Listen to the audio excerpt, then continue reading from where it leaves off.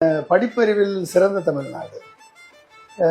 Cross enrolment ratio இந்தியாவிலேயே அதிகமாக இருக்கக்கூடிய தமிழ்நாடு. அது முதலமைச்சர் கல்வியில் சிறந்த தமிழ்நாடுன்னு விழா எடுத்தார். இப்படிப்பட்ட ஒரு தமிழ்நாட்டில் இப்படி ஒரு தற்கொலை கூட்டம் இருக்கு அப்படின்றத காமிச்சு கொடுத்ததுக்கு விஜய்க்கு நம்ம நன்றி சொல்லணும்.